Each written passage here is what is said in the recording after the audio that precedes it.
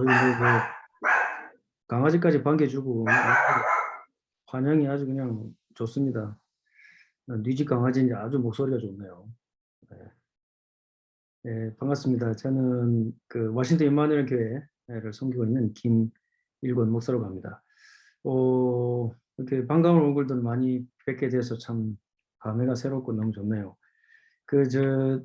제가 미주 태영아 선교구 국장인데 태영아 수련을 한 번도 못 했는데 지금 어린이 선교구 이제 두 번째 와가지고 이거 자꾸 보면 정드는데 이거. 그런데다가 지선호 목사님이 지난번에는 주제라도 주시더만 이번에는 주제도 안 주고 그냥 아무렇게나 하라고 해가지고. 야, 이거 참 역시 훈련이 아주 빡세다 하더니 전 세계에 소문이 다 났습니다. 뭐 이번에 저희들이 좀 오늘 함께 살펴볼 주제가 디지털 방준도입니다. 그래서 앞으로 시대는 사실은 이제 뭐 디지털 시대라고 봐야 되겠죠. 근데 이제 디지털 시대가 아니고 디지털이 홍수처럼 그렇게 밀려오는 시대입니다. 그래서 디지털 홍수 시대라는 게 맞겠죠. 사실 더 정확하게 말하자면. 자, 그래서 우리에게 필요한 게 뭐냐면은 디지털 시대의 방주를 만들어야 되겠죠. 근데 지금부터 시작이 되는데 물리적으로 남아있는 시간이 그렇게 많지 않습니다. 근데 이제 저도 그렇지만은 우리 여기 계신 분들은 디지털 시대가 뭔지 잘 몰라요. 왜냐하면 디지털 시대의 주역들은 이미 다 여러분 자녀들이고 이미 주무시고 계시거나 한참 게임에 빠져 있겠죠, 그죠? 그래서 이제 요즘 아이들 말로 기준이 있습니다. 어떤 세대가 디지털 세대냐 그랬더니 저보고 그래요. 페이스북 하냐 그랬어요. 한다 했더니 페이스북만 하시는 분들은 노땅이랍니다. 노땅. 페이스북도 안 하시는 분들은 거의 전설이라고 보시면 되겠죠, 그죠? 이메일 한다든지 이런 분들은 거의 이제 전설 속에 사는 분들이고요. 그러면 이제 뭐 좀 하는 사람은 뭐 하냐 그랬더니 페이스북하고 인스타그램 하는 사람은 조금 아는 사람이에요. 그러면은 야 디지털 애들은 뭐 하냐 그랬더니 페이스북, 인스타그램에 틱톡까지 해야 이제 노는 좀 노는 애들 이제 들어간다고 합니다. 우리는 뭐 틱톡인지 달걀인지 몰라. 그만큼 이제 우리는 다른 세대 속에 사는데 지금 아이들은 옛날에는 우리가 뭐 다 땅에서 놀고 이렇게 물리적으로 공간에서 놀았지만 지금 아이들은 전혀 다른 세계 속에서 놀죠. 가상 공간 시대 속에서 놀고 있습니다. 그래서 특별히 요즘에 이제 가장 주제가 되고 있는 게 이제 메타버스죠, 그죠? 말은 한 번씩은 들어보셨을 겁니다. 저도 아주 요즘 관심을 가지고 좀 책도 보고 이렇게 준비를 하고 있는데 옛날에 이제 저희들이 한국 분들은 아실 겁니다. 한국에 있을 때 우리가 싸이월드라고 했잖아요. 싸이월드. 뭐 미니방 꾸미고 미니룸 하고 뭐 도토리 주고받고 막 이렇게 했지 않습니까? 이제 그게 이제 국제적이고 아주 더 큰 규모로 이렇게 됐다 이렇게 생각하면 되는데 앞으로 우리 어린이 선교뿐만 아니고 후대를 담당하시는 모든 분들 여기 계시는 우리 부모님들, 조부모님들 그리고 교회 교육자, 사역자들 그다음에 어린이 사역자들은 반드시 가상 공간 시대 메타버스를 분명히 이해해야 됩니다. 왜냐면은 지금 두 가지가 확 우리에게 들어왔거든요. 그게 이제 virtual reality, VR이라 그러죠. virtual reality와 그거는 뭐냐면 고글 같은 걸 쓰면 옛날 시대로 우리가 실제로 막 이렇게 체험해 볼 수 있는 이런 것들이에요. 그리고 인공지능까지 있어가지고 뭐 한때 아주 센션이 있었습니다. 이제 엄마가 아이를 병으로 잃어서 이 아이가 이제 질병으로 죽게 됐는데 이 아이에 관련된 모든 데이터를 AI에 넣었더니 그 아이가 그걸 쓰고 아이가 그대로 와요. 그래서 엄마가 뭐 완전히 이제 어떤 뭐 힐링한 그런 프로그램이었는데 이미 그게 이제 VR 같은 거 이미 굉장히 기술적으로도 가까이 와 있고 DC의 성경 박물관 가나 그럼 거기도 VR이 있습니다. 그걸 쓰면은 예루살렘에 관련된 모든 과거의 싹 볼 수 있도록 그렇게 준비가 되어 있거든요. 이런 이제 VR이 우리에게 다가오고 동시에 Augmented Reality라고 아이들이 옛날에 포켓몬 같은 게 있지 않습니까? 셀폰 앱 깔아가지고 보면은 길거리를 따라다니면은 길거리인데 거기에 포켓몬 같은 게 있어요. 그래서 이제 우리말로 하면 이제 증강현실이라고 그러죠. 굉장히 우리 생활 속에 깊이 왔습니다. 한국의 제네시스 고급 차 보면 시그널 넣으면은 거기에 길이 나오는 게 증강현실이나 똑같은 현실인데 거기에 이제 기술이 가미가 되는 이런 것들이 이미 현실 속에 굉장히 가까이 와 있습니다. 자, 이런 것들이 전부 다 뭘 말하냐면요. 가상 공간 시대가 되고 디지털 시대가 되어가면 되어갈수록 사람이 신이 되는 시대가 옵니다. 그거를 유발 노아 하라리가 데우스, 호모 데우스라는 책을 이미 말했습니다. 그죠? 여러분 보신 분도 계시겠습니다만은 가상 공간 시대가 되면은 누구나 신이 되는 시대. 다른 말로 말하면 조금 그걸 다르게 보면 누구나 신을 찾는 시대가 와요. 이미 왔습니다. 왜? 다 신이 됩니다. 그걸 문화 인류학적으로 밝힌 사람이 유발 하라리입니다. 한때 이거 3단체에서 엄청나게 띄워줬죠. 한국어로 내가 번역된 걸로 알고 있고요. 자, 여기에 지금 뭐가 또 달라지고 있냐면요.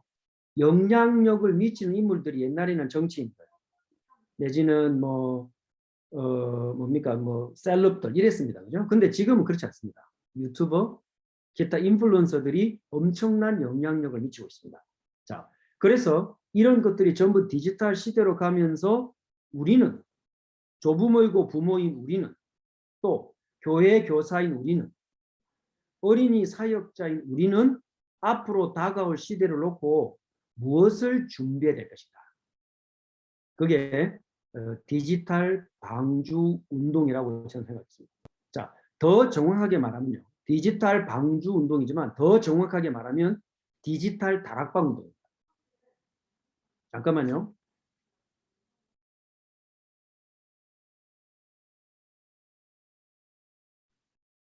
예. 자, 그래서 더 정확하게 말하자면은 디지털 다락방 운동입니다. 자, 왜 그러냐? 구체적으로 좀 표현해 보면요. 디지털 홍수가 밀어닥칠 때 지금 왔습니다. 다락방 말씀 운동이 가상 공간 안에서 방주가 될 수 있는가? 다른 말로 말하면 방주가 되어야 되겠는데 어떻게 그렇게 할 수 있는가? 이 부분을 같이 좀 생각하고 기도하면 좋을 것 같습니다. 왜냐하면 저의 기도 제목이기도 하고 앞으로 미국에서 우리 후대 사역하시는 모든 분들이 함께 좀 고민하고 생각해야 될 부분이라고 보거든요. 자, 그러면 큰 첫째가 뭐냐면은 디지털 시대가 뭔가 이거죠. 자, 이게 우리가 지금 디지털 시대입니다. 코비드 이후로 말미암아 모든 미래학자들과 석학들이 얘기합니다. 빈 공간을 메우는 것은 디지털입니다. 지금도 저와 여러분이 디지털을 만나잖아요. 시간이 조금 지나면요. 이렇게 화면에서 만나지 않습니다. 가상 공간에 똑같이 만납니다. 자, 왜 그러냐면 세 가지 한계를 뛰어넘을 수 있다고 말해요. 디지털 시대가 되면 될수록 세 가지 한계를 뛰어넘을 수 있다. 그 첫째가 시간의 제약을 넘을 수 있다. 굉장한 거거든요. 과거, 현재, 미래에 시간의 제약을 뛰어넘을 수 있다. 자, 동시에 공간의 제약을 뛰어넘을 수 있다. 우리 뛰어넘고 있습니다. 줌으로 다 만나는 게 보통 일이 아니죠. 자, 그 다음 세 번째가 뭐냐? 자, 이 세 번째 중요합니다. 내 자아를 넘을 수 있다. 이렇게 말해요. 이게 디지털 시대입니다. 왜 그러냐면 당장 메타버스 딱 들어가면요. 여러분 전부 다 아바타로 바꿔야 돼요. 그럼 홀딱 보고 나갈 수 없잖아요. 옷을 사야 되겠죠. 이미 옷을 팔고 있어요. 그리고 모든 나를 드러낼 수 있는 모든 것들이 이미 매매가 되고 있고 구매가 되고 있고 상용화되고 있습니다. 우리는 모르죠. 왜? 그 공간에 안 삽니다. 아이들은 그 공간에 삽니다. 지금 메타버스는 그야말로 플랫폼입니다. 아까 말씀드렸던 싸이월드 같은 플랫폼이에요. 네이버, 삼성에서 만든 네이버에 속한 메타버스가 있습니다. 제페토라 그러죠. 2억 명이 들어와 있습니다. 그 중에 70%는 15세 미만 아이들입니다. 그 아이들이 앞으로 다락방 주력 세대가 될 것이고 우리 다락방 운동의 주 타깃이 될 것입니다. 걔네들은 전 세계에 흩어져 있습니다. 그런데 한 곳에 다 모여 있습니다. 가상 공간입니다. 자, 그래서 기본적으로 좀 이해할 필요가 있습니다. 만약에 메타버스에 대해서 한 권만 책을 읽어야 되겠다. 그러면 저는 이 책을 소개하겠습니다. 김상균 교수님이 지은 그 메타버스라는 책입니다. 이분이 한국에서 가장 두드러지게 그 메타버스에 대해서 소개하고 어떻게 미래가 될 것인가 이걸 소개한 분이에요. 그러니까 어떻게 보면 입문서라고 볼 수 있겠죠. 가장 좀 중요한 개념을 잡는데 도움을 받았고요. 그 다음 두 번째가 뭐냐면은 그 김상균 교수님하고 신병호 씨가 쓴 건데 메타버스를 가지고 어떻게 투자할 수 있는가. 조금 약간 투기를 강조하는 건 아닌데 예를 들면은 서울을 똑같이 만들어 놨어요. 메타버스 안에 지금 샌프란시스코 똑같이 만들어 놨죠. 그리고 강남역 가장 비싼 곳 건물 그대로 똑같이 해놨습니다. 근데 그거를 매매하고 있습니다. 어떻게 보면 공기 팔아 장사하는 사기꾼 같은데 왜냐하면 무한정한 공간을 한정적으로 만들어 가지고 사람들의 관심을 얻고 있습니다. 왜냐하면 이제 그렇게 들어와서 공간에 모이자 이거죠. 자, 이것도 중요한 좀 개념을 설명하고 있습니다. 자, 그러면서 제가 아까 말씀드렸던 가상 공간 시대, 디지털 시대 딱 되면은 인간과 공간과 시간의 혁명이 일어난다. 자, 이승환 씨가 지금 Metaverse Begins라는 책이 있습니다. 이게 그 개념을 말하거든요. 그러면 우리가 지금까지 알고 있었던 물리적인 공간에 서로 만나고 악수하고 식사하고 요즘 아이들은 그거 재미없습니다. 옆에 앉아서 카톡하죠. 옆에 앉아서 텍스트합니다. 자, 어떤 변화가 나오십니까? 본질적인 변화가 나오죠. 자, 그리고 그러면 뭐가 따라주냐면은 이걸 서로 간에 물건을 사고 팔고 하는 그런 가상 경제가 옵니다. 가상 경제. 옛날에 우리가 싸이월드에서 도토리 가지고 저도 선물 많이 받고 주고 했거든요. 자, 그런 가상 경제 시대가 왔을 때는 어떻게 할 거냐. 이미 보편화되고 있는 이야기죠. 그래서 그 가상 경제의 가장 중요한 개념이 뭐냐면은 어떤 것으로도 대체할 수 없는 그런 작품이 돼요. 그게 이제 NFT라고 하는데 뭡니까? 난 펀저블 토큰이라고 복제할 수 없는, 도저히 복제할 수 없고 이렇게 변경할 수 없는 토큰, 딱 표시를 두는 거죠. 왜냐하면 디지털은 무한정 복제잖아요. 그러면 희소 가치가 없어집니다. 그런데 어떤 기술을 이용해 가지고 블록체인 같이 하나의 코드를 딱 심어버리면 그것은 지상의 우주에 하나밖에 없는 작품이 됩니다. 예를 들어서 저도 이번에 그 다음에서 기사를 읽었는데 그 영업의 우리나라 하정우 씨가 자기가 무슨 이렇게 좀 이렇게 그림을 그려가지고 이 인터넷 공간 가상 세계 안에다가 작품을 했어요. 그 경쟁이 붙어가지고요 돈 1,000만 넘어가 버렸어요. 근데 그거를 딱 파는 순간에 내게 되지 않고 그 사람 것이 돼버립니다. 그 기술입니다. 자, 이런 우리가 지금 상상할 수 없는 세계들이 지금 다가오고 있습니다. 이걸 앞으로 주일학교나 교회 학교에 적용했을 때 어떠냐. 물론 여기서 말하는 내용 제가 다 동의하진 않아요. 너무 좀 그렇다 이런 내용들이 많이 있긴 한데 주일학교에 적용했을 때 어떻게 할 수 있냐. 이런 책들이 이미 나와 있습니다. 말하자면 가상공간 메타버스 안에서 일어날 수 있는 것 중에 가장 어떻게 보면 기본적인 적용이라고 볼 수 있겠죠. 자, 이런 세계들이 지금 우리 가운데 펼쳐 있거든요. 그런데 이런 앞으로 우리가 만나야 될 세상입니다. 우리는 모릅니다. 여기 계신 분들은 저는 잘 모릅니다. 근데 우리 아이들은 이게 지금 일상이 되고 있습니다. 일상. 현실이 되고 있습니다. 우린 전혀 몰라요. 책독도 모르는데 무슨 메타버스 어찌 알겠습니까? 자, 그런데요. 여기에 깔려있는 사상이 있습니다. 자, 그 사상이 뭐냐면 바로 트랜스휴머니즘. 가상세계나 디지털 세계 자체가 문제가 아니고요. 여기에 깔려있는 시간, 공간, 우리 자아를 초월할 수 있다고 하는 것이 트랜스휴머니즘입니다. 무슨 말이냐면 인간을 초월하는 거죠. 그러면 뭐가 됩니까? 인간이 신이 됩니다. 자, 이게 지금 가까이 다가온 이야기입니다. 여기에서 우리 자녀들을 지켜내고 이런 디지털 홍수가 밀려올 때 다락방 운동이 방주가 될 수 있느냐? 저는 될 수 있다고 보거든요. 자, 그 이전에 왜 이런 사상들이 나오고 있느냐를 좀 살펴볼 필요가 있어요. 몇 번 제가 소개했습니다. 옥스퍼드 대학의 어마어마한 교수죠. 닉 보스트롬이라는 이 사람이 이미 슈퍼 인텔리전스라는 AI 시대에는 예측을 했고 어마어마한 자금이 움직여지고 있죠. 이미 상용화되고 있습니다. 그럼 앞으로 AI는 어디까지 가게 될까요? 자, 여기에 대해서 또 한 권을 제가 좀 소개했습니다. 그 맥스 모어라는 사람 부부가 있습니다. 이 책은 트랜스휴머니스트들의 텍스트입니다. 어느 정도로 되느냐? 인간의 지성과 인간의 모든 것이 전부 탈인간돼버립니다. 제가 이걸 읽어보면서요. 야, 옛날에 그 은하철도 999를 잘 봐두길 다행이다 싶더라고요. 완전 그대로 돌아가는 거 있죠. 이런 어마어마한 사상들이 지금 깔려서 우리에게 가상 공간으로 디지털 시대로 다가와요. 자, 그런데 저는 여기에 대해서 우리 기독교인들은 어떻게 반응하면 되느냐. 두 권을 제가 소개했습니다. Transhumanism and Transcendence. 이 책이 있습니다. 이거는 트랜스휴머니즘 시대가 왔을 때 우리 기독교인들이 어떻게 여기에 대응할 수 있는가. 기초적인 입문서를 제공합니다. 자, 그런데요. 제가 아주 좀 감동 있게 또 중요하게 봤던 책은 그 제이콥 샤처라는 교수가 친 책입니다. Transhumanism and the Image of God라는 책이에요.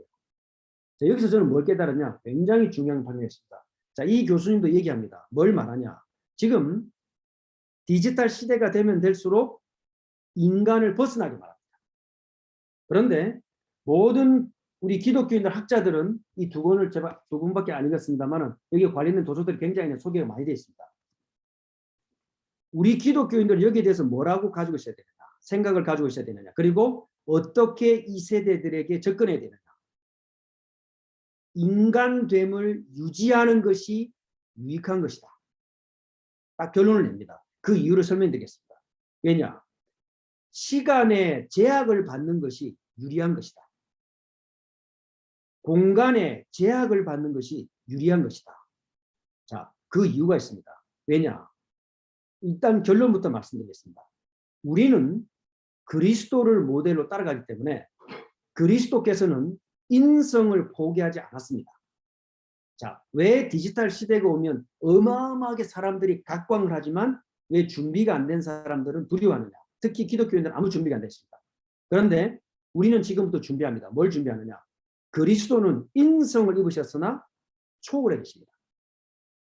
자, 이게 우리 교회의 모델이고 우리 성도들의 모델입니다. 이걸 아이들에게 정확하게 가르칠 수 있어야 돼요. 저는 거기에서 답을 얻었거든요. 얼마나 감사한 거예요. 왜냐?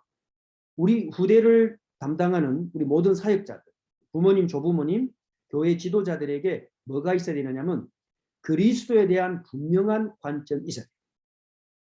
아이들이 가르쳐야 됩니다. 인성을 유지한 채로 하늘의 영성, 그리스도의 영성을 덧입을 수 있다. 그러면 막바로 하늘 보자 시공간 초월 237 빛입니다. 그게 가능한 이유와 그 논리를 정확하게 설명할 수 있어야 되겠죠. 자, 그 전에 먼저 뭘 알면 좋냐? 지금 왜 이렇게 메타버스가 나오고 트랜스휴머니즘이 나오고 우리가 감당할 수 없을 것처럼 보이는 시대가 다가올까요? 이유는 교육에 있습니다. 자, 여기 우리 교계에 계신 분들이 많이 계십니다. 교육, 세계 교육의 판도가 바뀌고 있습니다. 자, 옛날에는 어떻게 가르쳤습니까? 예전에 코비드 전 교육의 3요소는 3가지였습니다. 건물, 교수, 학생들이 시험을 쳐가지고 평가해서 그 점수를 받았습니다. 그런데 코비드 이후로 완전 무너졌습니다. 아이들 학교 갑니다. 저기 지금 미국에서도 버지니아 정부에서도 코비드 걸린 아이들은 집에 있고 무조건 학교 오라 그럽니다. 근데 문제는 뭡니까? 아이들은 이미 디지털화 되어 가고 있어요. 자, 이런 암기 중심의 교육이 어떻게 바뀌고 있습니까? 토론식으로 바뀌어가요. 대학원 박사과정, 석박과정 들어가면 무조건 토론입니다. 그죠? 자, 그런데 지금은 토론식도 아닙니다. 어떻게 바뀌어가느냐? 실험 중심으로 다 바뀌어가요. 왜냐? 지금까지 없었던 거를 만들어봐. 이렇게 바뀌어가요. 왜 그렇습니까? 그게 디지털입니다. 어디서부터 시작됐느냐? 유럽에서부터 시작됐습니다. 그 중심 국가가 프랑스입니다. 지금까지 없었던 걸 만들면 통과, 아니면 드랍입니다. 그 학교들이 24시간 365일 모든 도서실, 교실 불 안 꺼집니다. 아이들이 수업만 집에 안 갑니다. 복도에서 그냥 뭐 깔고 그냥 잡니다. 왜? 시간이 없어요. 아무나 들어올 수 있습니다. 학교 교사도 들어오고 학생도 들어오고 다 들어옵니다. 그걸 가르치는 분이 가르치지 않습니다. 토론하지 않습니다. 뭐 하느냐? 뒤에서 보고 있습니다. 실험시킵니다. 이렇게 바뀌어가요.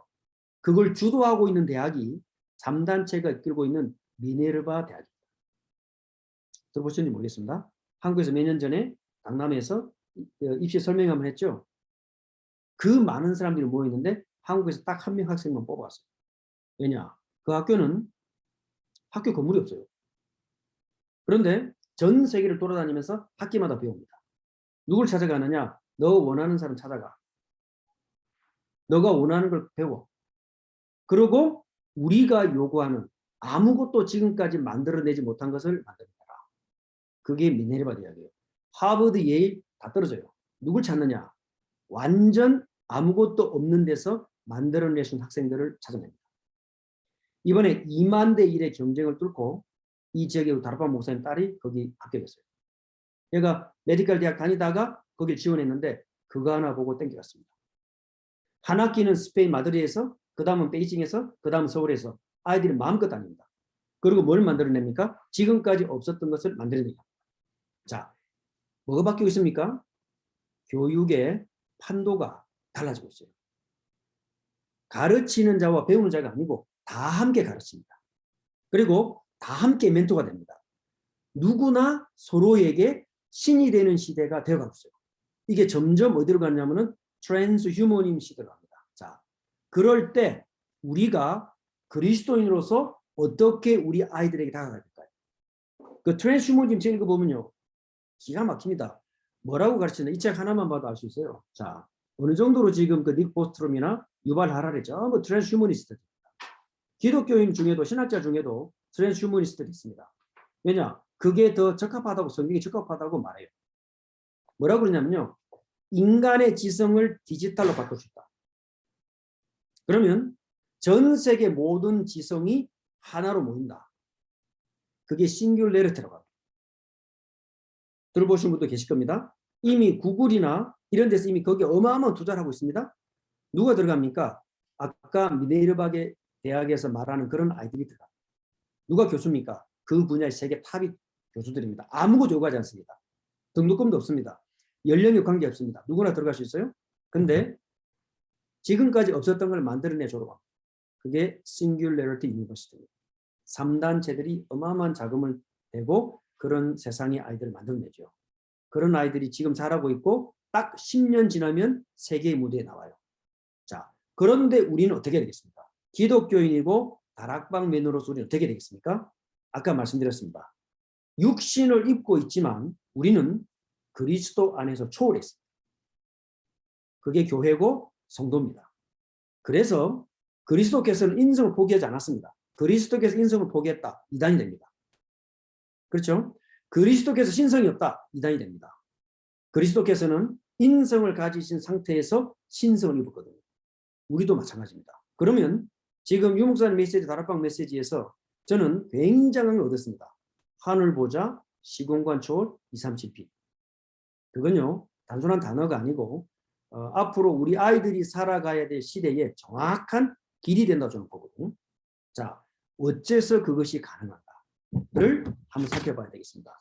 자, 제가 지금 디지털 시대에 대해서 말씀하고 있습니다. 자, 디지털 시대는 시간과 공간과 인간의 자아를 벗어날 수 있다.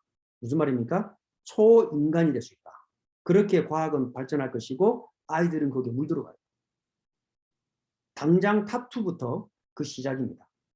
그리고 지금은 뭐 마이크로소프트에서 이미 만들었습니다. 이 콘택트 렌즈 하나 딱 쓰면요, 눈 관련 질환은 다 해결됩니다. 백내장 노제 없어집니다. 그리고 콘택트가 아니라 이식을 하게 되면은 그게 20배로 좋아져요. 자, 이미 만들어졌습니다. 그리고 구글 글래스 이미 나왔습니다. 아마존에서 250불이면 살 수 있습니다. 여러분이 셀폰에서 하는 모든 것 화면에 다 나타납니다. 그리고 거기에다가 어마어마한 지식이 들어옵니다. 자, 점점점 가까이 다가오죠. 이게 우리에게는 전쟁에서 나갔던 사람들, 이런 사람들이 이제 기계를 달고 뛰고 이런 것들을 조금씩 다가옵니다. 불치병 걸렸던 아이가 낫게 되고, 태어날 때부터 엄마를 한 번도 못 본 아이가 눈 실수하고 기계를 넣어서 엄마를 보게 되고, 한 번도 듣지 못한 아이가 수술을 해서 듣게 되고, 이렇게 다가옵니다. 그죠? 자, 얼마나 편하고 좋습니까? 근데 문제는 뭐냐? 그 배경 속에 있는 철학과 신학은 트랜스휴머니즘, 하나님 없죠. 유발 하라리는 진화론자고 완전히 유물론자고 공산주의자죠. 그 사람의 석학이 지금 전 세계를 흔들고 있습니다. 자, 이게 우리에게 다가올 때 우리 교회 지도자들은 뭐라고 해야 될까요? 필요 없다고 해야 될까요? 아니죠. 우리 부모님들은 어떻게 우리 아이들을 보호하고 교회 지도자들은 어떻게 이 다음 세대를 이끌어가야 될까요? 간단합니다. 그리스도께서 우리의 모델이 되시거든요. 자, 왜 그럴까? 아이들에게 한번 알려줘야 되겠죠. 이렇게 말할 수 있습니다. 인간됨을 포기하지 않으면서도 그리스도의 신성을 덧입을 수 있다. 그게 디지털 시대로 가는 이 시대에 우리가 내놓을 수 있는 정확한 답입니다. 이거는 핵폭탄 같은 메시지입니다. 왜냐? 예수를 그리스도로 영접하는 순간에 성령이 우리의 죽은 영을 살립니다. 그걸 보고 재창조로 갑니다. 그때 그리스도의 형상을 덧입게 된다. 갈라디아 4장 9절에 그리스도의 형상을 덧입게 된다. 그러면 그리스도의 형상을 덧입었단 말은 무슨 말이냐? 로마서 3장 21절에 하나님의 의를 이룬 거예요. 그 말이 그 말 같지만 어마어마한 차이가 있습니다. 하나님의 의를 덧입었다는 말은 하나님이 우리를 보실 때 의롭게 보시는 거예요. 부족한데 그리스도를 보는 것처럼 보시는 거예요. 왜냐? 그리스도의 형상을 덧입는 순간에 우리는 양자권을 받았기 때문이었습니다. 그래서 그리스도의 삼중직에 해당되는 권세를 그대로 받았습니다. 그렇기 때문에 그 권세가 교회의 권세가 됩니다. 어떤 권세냐면은 로마서 16, 20절 아닌 거죠. 교회의 권세 아래만 사단이 무릎 꿇어요. 그리고 이 교회의 권세는 마태복음 28장 18, 20절에 하늘과 땅의 권세입니다. 자, 이 교회의 권세가 우리가 어떻게 주어졌느냐? 로마서 3장 27절에 믿음의 법으로 주어졌어요. 왜냐? 믿음이 법이 된 시대가 됐습니다. 왜? 옛 언약 시대가 지나갔기 때문에. 그리고 예수 그리스도의 죽으심과 부활로 말미암아 새 언약 시대가 왔습니다. 그래서 믿음이 법이 됐습니다. 그 말은 무슨 말이냐? 막바로 예수를 그리스도로 깨닫고 영접하는 순간에 우리의 위치가 막바로 하늘 보좌예요. 시공간 초월 2, 3층 빛입니다. 다락방 메시지 10년, 20년, 30년 두고 도가 튀어서 가는 것이 아니고 예수 영접하는 순간에 막바로 하늘 보좌 시공간 초월 2, 3층 빛이에요. 저는 그렇게 얘기했어요. 그게 절대 무당들이나 디지털 시대를 통한 트랜스휴머니스트들이 도달할 수 없는 세계입니다. 하늘 보좌. 왜? 그리스도의 형상을 덧입었기 때문에. 그러면 디지털 시대가 와도 우리는 상관없습니다. 이게 아이들에게 깊이 들어요. 영접하는 순간 우리는 막바로 그리스도 형상을 덧입었습니다. 그걸 보고 그리스도와 연합해요. 바울에게 있어서 가장 중요한 개념이 그리스도와 연합이에요. 모든 것을 뚫어낼 수 있는 길이 될 것입니다. 우리가 열심히 노력하고 열심히 훈련받던 날 도가 튀는 것이 아니라 막바로 하늘 보자 시공간 초월 2, 3층 빛이죠. 자, 그러면 이렇게 말할 수 있습니다. 바울이 붙잡은 그리스도와 우리가 붙잡은 그리스도가 같습니다. 맞죠? 그게 안 믿어진다면 우리는 종교입니다. 맞죠? 그죠? 자, 바울에게 나타나신 그리스도와 우리에게 나타나신 그리스도가 같습니다. 여기서부터가 우리 시작입니다.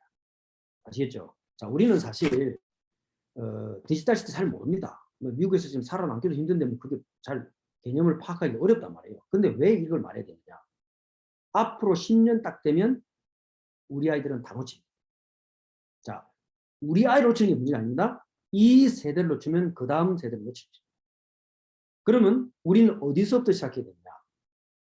그리스도의 형상으로 말미암아 막바로 우리는 하늘 보자 시공간 초월 2, 3층 빛이라고 저는 딱 정리하겠습니다. 그러면 디지털 시대가 와도 괜찮다. 자, 그 이유를 말씀드리겠습니다. 큰 두 번째입니다. 디지털 시대를 이기는 유일한 길이 있습니다. 자, 유일한 길입니다. 이 말은 하나밖에 없습니다. 왜냐? 이거는 복음을 정확하게 알아야만 가능해요. 그래서 우리 미주 어린이 선교국 우리 여러분 사역자들과 여기에 모이신 분들이 저는 굉장히 중요하다고 생각됩니다. 자, 디지털 시대를 모를 뿐만 아니라 디지털 시대가 와도 괜찮다. 그 이유, 유일한 길, 아날로그이기 때문에 그렇습니다. 디지털 시대를 이기는 길은 아날로그입니다. 너무 반대죠. 앞으로 전 세계는 트랜스휴머니즘으로 달려가요. 그렇게 표현할 때도 있습니다. 그거는 이용하는 겁니다. 디지털 시대를 이기는 길은 아날로그입니다. 왜냐? 디지털이 절대로 줄 수 없는 게 있어요. 그게 정입니다. 정서고 감성이고 인성입니다. 할아버지가 자녀들에게 줄 수 있는 것은 절대 디지털이 줄 수가 없습니다. 할머니가 손자를 사랑하는 그 정서, 그 감성은 절대로 디지털에 줄 수 없어요. 여기서 무엇이 강조되느냐? 격대 교육이 여기서 강조돼요. 디지털을 이기는 아날로그의 힘은 격대 교육에서 나옵니다. 조부모님에게서 나옵니다. 왜냐? 그게 디지털이 줄 수 없는 유일한 것입니다. 그러면 뭘 공유를 해야 됩니까? 지금 트랜스휴머니즘과 디지털은 시간, 공간을 초월할 수 있다 그러죠. 그런데 격대 교육의 주인공 되시는 아날로그의 근본적인 힘을 가진 여러분과 저는 시간과 공간을 공유해야만 됩니다. 그래야만 언약이 들어갑니다. 이게 복음 가진 저와 여러분만이 앞으로 디지털 시대에 살리는 길이 되는 거예요. 이걸 아이들에게 꼭 심어요. 지금 아이들 2살만 되면 돈 다 만집니다. 누가 가르쳐줬습니까? 그게 깊어지면 어떻게 들어가요? 다 디지털로 빨려 들어가요. 그걸 끌어올 수 있는 힘은 지금 엄마 아빠가 아니고 조부모님입니다. 그래서 격대 교육이 시작돼요. 왜? 제한된 것처럼 보이지만요. 참된 소통은 정을 나누어야만 가능합니다. 그리고 진짜 교류하고 전달하고 언약을 전수하는 것은 격대를 통해서만 전달돼요. 그게 지금 여러분 어린 사역자들이고 교회 사역자들이고 여기 계신 조부모님들. 그러면 뭐가 남아야 됩니까? 전부 디지털로 바뀐다니까요. 2가지는 꼭 존재해야 됩니다. 아날로그로. 그게 가정과 교회예요. 반드시 아날로그라야만 됩니다. 왜? 예를 들어 보겠습니다. 교회가 유지되려면 성찬이셔야 됩니다. 디지털로 됩니까? 다 나눠주고 했다. 그거는 그럴 수 있겠지만 원래 의미는 아닙니다. 성찬은 시간, 공간에 같이 있어야 돼요. 하나님의 백성들이 전부 다 모여야 돼요. 그래서 주일 예배가 중요한 거예요. 예배는 천국을 상징하는 것이기 때문에 거기 예배에 빠진 것은 천국에 빠지는 거예요. 성찬에 빠진 것은 천국에서 빠지는 겁니다. 성찬은 완전 아날로그입니다. 근데 완전 초월했습니다. 그리스도께서 함께 하십니다. 그러니 이걸 모르는 지금 복음도 없는 이런 트랜스휴머니스트들이 세계로 몰아간다니까요. 유발 하라리 그걸 띄워주려고 난리를 쳤습니다. 사회의 진화론적 발전상 인간은 동성애를 갈 수밖에 없다고 결론 짓고 본인이 선택해서 동성애자가 됐어요. 왜냐? 그게 길입니다. 그걸 뛰어넘는 게 이제 앞으로 몸에 이제 기계가 들어옵니다. 기계랑 섞고 짐승과 섞습니다. 뭐가 나옵니까? 점점 인간이 신이 돼가는 거죠. 무슨 신입니까? 완전 잘못된 신이죠. 우상이 돼가는 거죠. 자, 그걸 이길 수 있는 게 뭡니까? 아날로그입니다. 제가 성찬을 말씀드렸습니다. 자, 진정한 교회가 되려면요. 선지자직, 왕직, 제사장직이 항상 공존해야 됩니다. 사람은 바뀔 수 있습니다. 직분은 항상 공존해야 됩니다. 그게 부활하신 주님이 교회를 다스리는 길입니다. 그래서 교회의 직분이 중요합니다. 그런데 이게 멀어지거나 한계가 없으면 어떻게 됩니까? 온전한 교회가 아니죠. 제도권 교회가 완전하게 되는 길은 성찬과 직분입니다. 곧 당회라고 하죠. 아날로그입니다. 자, 복음은 처음부터 우리에게 답을 준 거죠. 그렇죠? 이걸 누가만 갖고 있습니까? 지금 여기 계신 우리 복음의 1세대 선배님들과 저와 여러분이 갖고 있는 거예요. 자, 그런데 2번째를 제가 말씀드리겠습니다. 디지털을 이기는 길은 아날로그밖에 없습니다. 자, 근데 그냥 아날로그 아닙니다. 2번째 거를 필요로 합니다. 뭐냐? 그냥 아날로그 아니고요. 디지털 속으로 들어가는 아날로그. 무슨 말이냐? 디지털 세대 속 아이들에게 디지털로 들어가라 그래야 됩니다. 그런데 디지털을 이길 수 있는 힘을 길러서 아날로그 속에서 힘을 길러서 디지털로 들어가라. 그게 2가지가 있습니다. 그게 아까 말씀드렸던 정서입니다. 정서. 2번째가 독서입니다. 왜냐? 읽기를 안 하면 인간의 영성은 개발되죠. 모든 영성은 지성에서 나왔다는 것을 아셔야 돼요.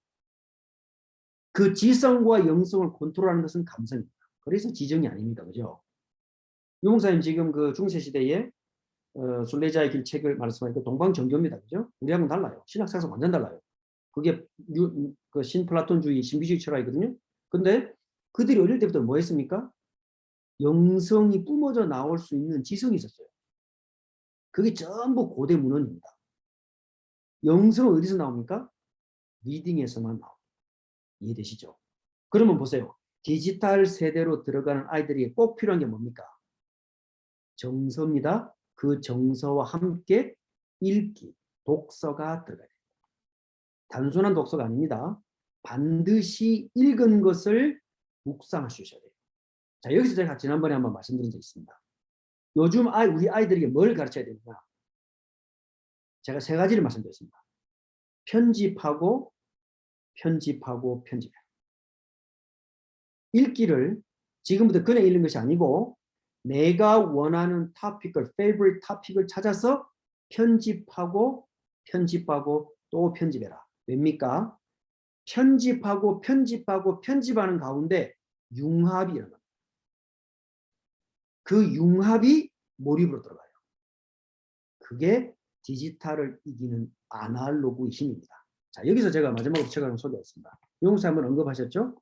자, 짐 퀵의 마지막 몰입이라는 책입니다. 디지털 시대가 우리에게 가져오는 많은 장점이 있습니다. 그런데 가장 단점이 뭐냐?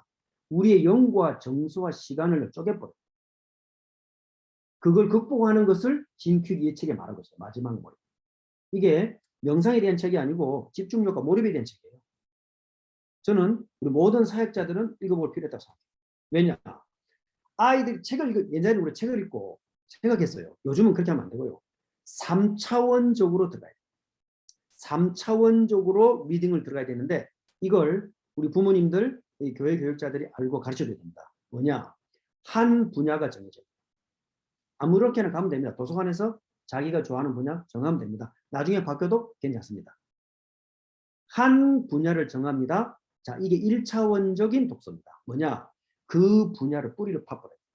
깊이입니다. 내가 꽃을 좋아한다. 어느 꽃이다. 튤립이다. 뭐다. 그 꽃에 대한 깊이를 싹 다 파버려요. 학교 공부 어떻게 하느냐? 중학교까지는 괜찮아요. 중학교 전에 수업으로 바꿔야 돼요. 이게 1차원적인 독서입니다. 자, 2차원적입니다. 어디로 들어가느냐? 그와 관련된 모든 비슷한 종은 다 파버려야 됩니다. 넓입니다. 이해되죠? 학교는 그렇게 안 가르치죠? 모든 지금 0.1% 디지털 시대를 주도하는 사람들 싹 다 그렇게 가르칩니다. 어디서 배웁니까? 학교에서 안 가르칩니다. 전부 자기들의 모임 속에서 전달하고. 교회는 전혀 모르죠. 틱톡을 모르는데 지금 우리가 미네랄을 알겠습니까? 싱글리티를 알겠습니까? 그죠? 자, 3차원적 있습니다. 뭐냐? 깊이와 넓이. 3차원적으로 역사입니다. 높이를 뚫어버린 것입니다. 그 아이가 좋아하는 주제에 깊이, 넓이, 높이를 뚫어버린 거예요. 이게 3차원적인 독서입니다. 여기서 뭐가 나오죠? 인사이트가 나오는 거예요. 자, 우리 복음 가진 사람은 한 차원을 더합니다. 인사이트가 나오기 위한 깊이, 넓이, 높이 3차원에다가 한 가지 더 더합니다. 4차원적 요소가 있습니다. 그게 뭐냐? 인사이트가 깊어져야 스피리추얼리티가 나와요. 이해되시죠? 그래서 독서란 말입니다. 우리 다락방 아이들은 디지털 시대 속에 자신 있게 들어가도록 아날로그 속에서 힘을 넣어줘야 돼요. 그게 정서와 독서인데 그냥 독서가 아닙니다. 지금 트랜스휴머니스트들이 말하는 3차원 독서를 말하는 게 아닙니다. 우리는 그 속에서 그리스도의 영성이 들어가야 됩니다. 그래서 그것은 철저하게 신학입니다. 그래서 제가 신학 싸움이라고 말씀드립니다. 여러분이 알고 있는 것은 신학입니다. 다락방 메시지 철저하게 신학입니다. 유 목사님은 신학과 성경과 교회법을 어기지 않습니다. 그걸 무시하지 않습니다. 철저하게 그 안에 있되 초월해 있는 겁니다. 왜냐? 그게 영성입니다. 다락방 영성. 뭡니까? 묵상입니다. 그냥 아날로그가 아니죠. 디지털로 들어갈 수 있는 아날로그. 누구만 줄 수 있습니까? 조부모님이 줄 수 있습니다. 왜? 그것 때문에 30년 다락방 훈련시키셨습니다. 자, 이것을 저는 뭐라고 표현하느냐? 수직적 성경입니다. 3대는 생명 걸고 지키는. 수평적 설교는 땅을 향해 가는 거예요. 기능을 향해 뻗어나가는 것입니다. 여러분이 교사입니까? 여러분의 교사의 직에서 탑으로 올라가세요. 그건 수평적 성교입니다. 그런데 수직적 성교는 내 대의 그 대까지를 생명 걸고 지켜야 돼요. 지금 다락방 1세대의 가장 큰 마지막 미션이 뭐냐? 격대교육. 3대까지는 이 그리스도의 영성을 전달해 놔야 됩니다. 내가 누리는 그리스도의 형상. 어마어마한 것입니다. 막바로 우리는 시공간 초월 2, 3, 7 하늘 보존하니까요. 무당들은 절대로 도달할 수 없는 것입니다. 영상운동하는 사람과 뉴에이저들은 절대로 갈 수 없습니다. 하늘 보자. 우리는 아침에 양치질도 안 해도 막바로 하늘 보자입니다. 그죠? 눈곱도 안 떼고 기도해 우리는 막바로 하늘 보자입니다. 왜입니까? 그리스도 안에 계세요. 이게 어마어마한 파워라는 사실을 먼저 알아야 됩니다. 교회의 권세. 이해되시죠? 양자권이라니까요. 이걸 받은 겁니다. 법입니다. 법이 바뀝니까? 죄와 사망의 법이죠. 그걸 바꿨습니다. 생명의 성령의 법. 갈라디아 4장 9절에 말했습니다. 그리스도의 법. 못 바꿉니다. 그걸 받았다니까요. 내가 열심히 노력하고 도 닦아서 어느 날 유목사님처럼 된다. 천만의 만만입니다. 그 종교입니다. 그게 가톨릭이고 유대교입니다. 우리는 똑같은 그리스도를 받았습니다. 맞습니까? 그게 확신이 없으면 아이들이 어떻게 전달합니까? 어떻게 디지털 시대를 이깁니까? 지금 세상이 어떻게 변화되고 있는지 아십니까? 교회는 다 휩쓸려 갑니다. 디지털 홍수 일어납니다. 지금 실려가고 있어요. 여기에 방주를 만들어야 됩니다. 뭐냐? 디지털 세상을 두려워하지 않는 지도자가 아날로그에서만 나온다는 사실을 꼭 기억해야 합니다. 자, 그러면 감성과 영성이 풍부한 아이가 되겠죠. 그런 아이는요, 컨셉이 분명해요. 또 전달하는 메시지, 컨텐츠가 분명해요. 그리고 제페토뿐만 아니라 모든 메타버스 인터넷 메시지를 이용해서 플랫폼을 삼고 사람들을 당겨옵니다. 그런 아이들은 잘하고 있습니다. 지금 잘하고 있습니다. 자, 그러면 보십시다. 제가 지금 디지털 시대를 이기는 유일한 길이 돼서 두 가지를 말씀드렸습니다. 아날로그입니다. 근데 두 번째는 그냥 아날로그 아닙니다. 디지털로 들어갈 수 있는 아날로그입니다. 그러면 세 번째를 말씀드리겠습니다. 디지털로 들어갈 수 있는 아날로그의 힘이 뭐냐? 저는 이렇게 말했습니다. 이렇게 한번 생각해 봤습니다. 그리고 기도하는 바입니다. 뭐냐? 디지털화된 다락방 영성이라고 좀 표현했습니다. 무슨 말입니까? 지금까지 우리가 30년 다락방 훈련받은 거 디지털로 바꾸시죠. 그게 디지털 방주입니다. 누가 필요합니까? 1세대 우리 선배님들과 목사님들이 반드시 있어줘야 돼요. 조부모님들이 반드시 있어줘야 돼요. 그렇지 않고는 우리 다음 세대 놓칩니다. 왜? 2세대들은 잘 모릅니다. 미국 와가지고 먹고 산다고 바빠가지고 애들을 볼 시간도 없습니다. 누가 잡아줘야 됩니까? 조부모님들이 잡아줘야 됩니다. 그게 디지털화된 다락방 영성입니다. 그걸 일컬어서 저는 다락방 방주라고 표현합니다. 그럼 우리는 뭘 알아야 될까요? 자, 지금부터가 중요합니다. 큰 세 번째입니다. 자, 그러면 디지털 방주가 뭐냐? 나왔습니다. 세대로 말하자면은 미국에 계신 우리 1세대 조부모님들입니다. 우리의 사명은 수직적 선교입니다. 대를 지켜내야 됩니다. 생명 걸어야 됩니다. 우리 아이들이 할아버지랑 있고 아날로그로 있는 것을 즐거워할 수 있어야 됩니다. 책을 보는 것을 즐거워할 수 됩니다. 그 시기가 0살에서 3살까지입니다. 저는 우리 젊은 부모님들에 말합니다. 그때 5,000권 밀어넣어라. 3살부터 6살까지 또 5,000권 밀어넣어라. 6살부터 12살까지 10,000권 밀어넣어라. 유대인들이 그렇게 합니다. 그래서 세계 0.1% 답은 유대인들입니다. 무슨 힘입니까? 리딩의 힘입니다. 거기에서 유대인다운 주위슈니스트가 나와요. 그 아이들이 지금 정책에 싹 퍼져 있지 않습니까? 해마다 유대인들이 정치인을 불러 모읍니다. 아페크라 그러죠. 거기에 상당수 기독교인들이 많이 가 있습니다. 왜입니까? 다 끌려갑니다. 돈 때문에 끌려가고 힘 때문에 다 끌려갑니다. 그게 주위슈니스트입니다. 미국으로 움직이죠? 세계로 움직입니다. 앞으로 그것도 전부 디지털화 될 것입니다. 무서운 시대가 바람처럼 홍수같이 밀어닥치고 있어요. 자, 이때 방주는 여기 계신 조목원입니다. 제가 지금까지 기도하고 조사하고 연구한 바의 결론은 그렇습니다. 자, 그러면 조금 더 구체적으로 말씀드리겠습니다. 디지털 방주는 다른 말로 말하면 디지털 다락방 운동입니다.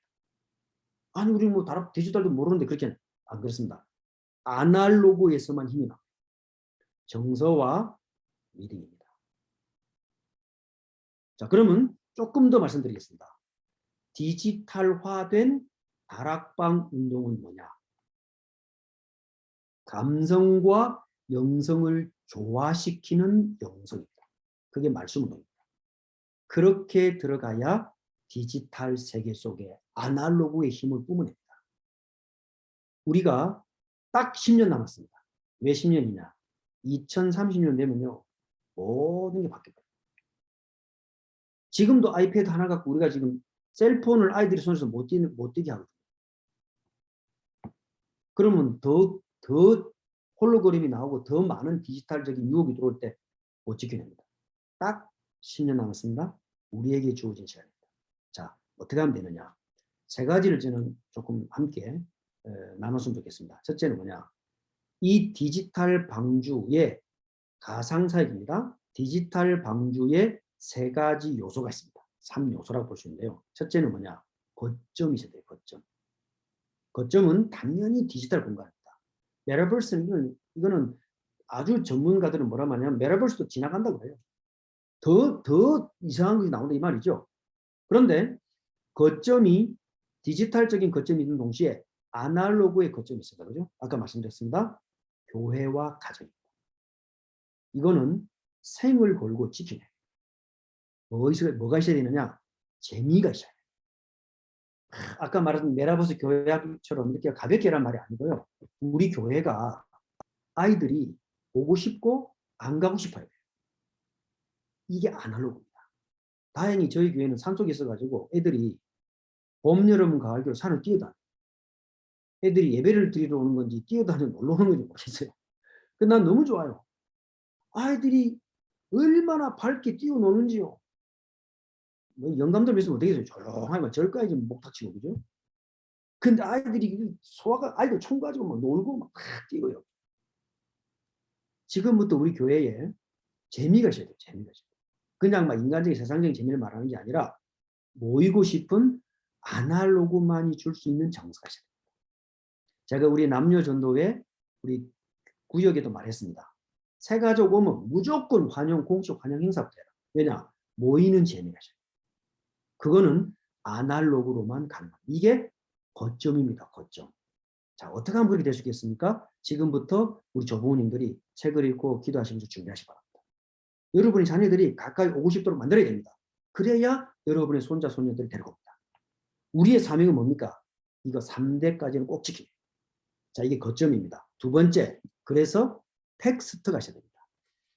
무슨 말이냐? 교본이죠, 교본. 디지털 워리어를 길러낼 수 있는 교본이 있어야 돼요. 그게 성경 읽기입니다. 말씀 편집. 맞죠? 왜 편집하고 편집하라 했냐? 편집 속에서 설계가 나오고 설계 속에서 디자인이 나옵니다. 그게 전부 뭡니까? 그게 읽기 통해서만 가능해요. 예전같이 우리가 이제 그런 다른 목적이 아니고 아이들을 디지털 워리어를 만들어내야 됩니다. 디지털 공간에 들어가서 할아버지 자랑할 수 있어야 됩니다. 그게 정상적인 아날로그로 교육된 디지털 워리어입니다. 디지털 공간에 들어가서 우리 목사님 자랑할 수 있어야 됩니다. 디지털 속에서 만나서 내 실제 가정 자랑할 수 있어야 됩니다. 그게 디지털을 바꾸는 길입니다. 그게 지금 손자 손녀 요 시간에만 가능해요. 요 시간에만. 딱 6살 지나면 달라지고요. 초등학교 들어가면 달라지고 완전 달라집니다. 얼마나 시간이 짧습니까? 그죠? 그러니 준비가 돼야 되겠죠. 자, 그래서 책을 소개해드렸습니다. 자, 세 번째 3요소가 있습니다. 거점이 있고 텍스트가 있으면 세 번째 요소는 뭡니까? 그걸 전달하는 지도자가 있어야 됩니다. 훈련된 지도자가 있어야 됩니다. 자, 이걸 저는 어떻게 말했냐? 디지털 오바다라고 했습니다. 디지털 공간이 오바되셔야 됩니다. 디지털 디모데라고 그랬습니다. 디지털 공간이 후계자 일어나요. 디지털 바울이라고 그랬습니다. 디지털 공간에서 이걸 전달할 수 있는 지도자셔야 돼요. 복음은 어마어마한 것입니다. 법을 받은 거예요. 그리스도의 영성을 받은 거라니까요. 그러면 인성을 입어도 괜찮잖아요. 왜 이걸 벗어나려고 합니까? 부족한 그대로 하나님 주신 것이고 있는 그대로 하늘의 신성과 그리스도의 영성을 누리셨습니다. 그래서 트랜스휴머니스트의 거짓된 이론들을 이겨낼 수 있는 거예요. 그게 교회의 지도자 속에 딱 들어가야 되고 우리 자녀들에게 들어가야 됩니다. 자, 3요소를 말씀드렸습니다. 자, 두 번째입니다. 거점, 교본, 지도자를 딱 합치면 뭐냐? 그게 디지털 교회입니다. 다락방 운동은 교회 회복이고 교회 확장이거든요. 결국 교회론입니다. 왜냐? 자, 우리가 목사님들은 잘 아십니다. 교회는 보이지 않는 교회, 불가근 교회라고 그러죠. 천상교회가 있습니다. 그리고 보이는 교회, 가견교회라고 그럽니다. 그죠? 눈에 보이는 로컬 전세에 흩어져 있는 교회, 하나님의 교회들입니다. 자, 두 개로 딱 나누죠. 그런데 다락방은 한 가지 더 개념이 있습니다. 보이는 교회가 제도권 교회인데 또는 로컬 교회라 그럽니다. 또는 지교회라 그럽니다. 자, 이 가견교회가 현장으로 뻗어 들어가야 됩니다. 그걸 보고 현장교회라 합니다. 우리 아이들이 살아야 될 디지털 공간은 어떤 개념으로 봐야 되느냐? 현장교회로 봐야 돼요. 거기에 필요한 게 뭡니까? 가상교회입니다. 이해되시죠? 왜 우리가 디지털 워리어를 만들어내야 되느냐? 아날로그 감성이 충만한 디지털 워리어가 가상교회에 필요하단 말입니다. 그래야 가상 공간에 지쳐있는 사람들이 거기로 다 모여요. 그걸 만드는 데입니다. 이걸 지난주에 유 목사님이 그 본부 메시지 때 말씀하셨죠. 24 자동화 시스템 만들어라. 교회 180 전화 누르면 몇 번 누르면 어디 바로바로 될 수 있도록 아무도 얼굴 모르고 아무도 몰라도 익명성이 보존되는데 우리 교회 전화 걸면 이 사람은 몇 번으로 가고 저 사람은 저 번으로 가고 다 되도록 24 자동화 시스템 만들어라. 무당들 요즘 그렇게 다 합니다. 어디 사람을 만납니까? 안 만납니다. 번호만 누르면 부족하게 바로 날아갑니다. 왜 교회는 그렇게 안 될까요? 만들어야 됩니다. 디지털 공간을 장악해야 돼요. 그리고 두 번째로 무슨 지난주에 말씀하셨잖아요. 요일별로 비대면 특성화 교회를. 월요일 조울증 있는 사람 모이는 교회. 화요일 사람인들 모이는 전문 교회. 왜 안 됩니까? 왜 그게 교회와 예배가 들어간지 아시겠죠? 교회입니다. 교회. 얼마나 중요한 단어입니까? 용사님 그냥 단어 쓰지 않습니다. 무슨 말입니까? 가상 공간을 가상 교회로 만들어요. 그러면 왜 거점이 필요한지 아시겠죠? 철저하게 우리는 아날로그입니다. 교회는. 그런데 완전 디지털 현장까지 장악할 수 있습니다. 자, 그럼 그 세 번째 요소입니다. 자, 그래서 보세요. 이 가상 공간에서 가상 교회로서의 어떻게 적용하고 활용하느냐. 자, 여기서 저는 세 가지 단어를 좀 찾았습니다. 뭐냐? 그래서 가상 공간, 가상 교회에서는 공조해야 됩니다. 온 교회들이, 다락방 교회들이 공조, 협조, 지원해야 됩니다. 완미스입니다. 그런데 그것은 인포멀 교회입니다. 그죠? 성찬과 중직이 없습니다. 인포멀 교회가 현장 교회입니다. 그러나 완미스로 공조, 협조, 지원해야 됩니다. 격대 교육해야 되고 중직자 교육해야 되고 교사 교육해야 되고 지도자 교육해야 됩니다. 왜? 공조해서 해야 됩니다. 누구도 완벽한 사람이 없어요. 다 필요해요. 자, 그러면 보세요. 어린이 선교국과 태영아 선교국이 가상 공간 안에서 공조하고 협조하고 지원합니다. 선교국은 그럴까요? 아닙니다. 교회 간에 공조하고 협조하고 지원해야 됩니다. 모든 교회 남전도 여전도 있고요. 공조하고 협조하고 지원해야 됩니다. 물론 독특성과 개별성, 특성 다 있습니다. 그러나 디지털 방주 안에서는요. 완전히 있습니다. 그게 제가 지금까지 조사하고 연구하고 기도한 결론입니다. 디지털 방주. 가능하다고 보거든요. 자, 너무 많은 시간을 뺏어서 죄송합니다. 결론입니다. 자, 디지털 방주 운동. 저는 결론으로 주어진 시간 10년이다. 10년. 10년 안에 디지털 방주 운동 해야 되겠죠. 어떻게 합니까? 디지털 신학자, 디지털 목회자, 중직자. 이들을 디지털 현장에 파송해야 되는데 길은 뭐냐? 아날로그로 충만해져야 돼요. 실제 로컬 교회에서 목사님과 성경 배우고 전도운동 동참하는 게 기쁨이 되게 가르쳐야 돼요. 우리 할아버지 할머니와 함께 교리를 배우고 성경 배우고 다락방 운동하는 것이 내 생애의 기쁨이었다고 말하는 랩런트들이 나오도록 가르쳐야 돼요. 아날로그가 답입니다. 왜? 다른 말로 말하면 아날로그로도 충분하다. 맞죠? 지금 내 형편이 the best. Even I am lacking. 왜? In Christ.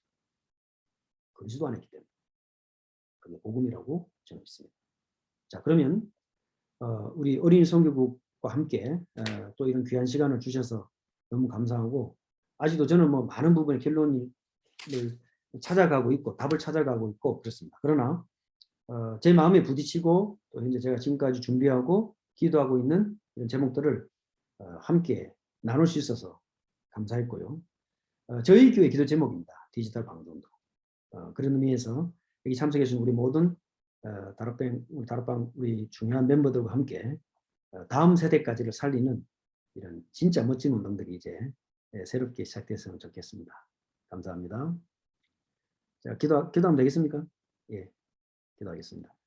하나님 은혜를 감사합니다. 우리 미주에 너무나 중요한 어린 사역자들이 한 곳에 모여 있습니다. 디지털 공간에서도 여전히 예수는 그리스도시요. 디지털 공간에서도 여전히 우리는 다락방면임을 고백합니다. 우리에게 이 시대를 이겨나갈 수 있는 정확한 길을 복음과 말씀 안에서 깨닫게 해주시고 이를 지도하시고 이끄신 우리 모든 주의 종 목사님들, 특별히 어린 성급자로 세우신 지설 목사님과 돕는 스태프들과 각 지역에 속한 모든 중요한 어린 사역자들이 새롭게 기도에 힘을 얻는 시작의 날이 되게 하여 주옵소서.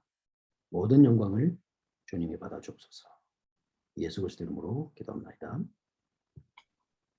아멘.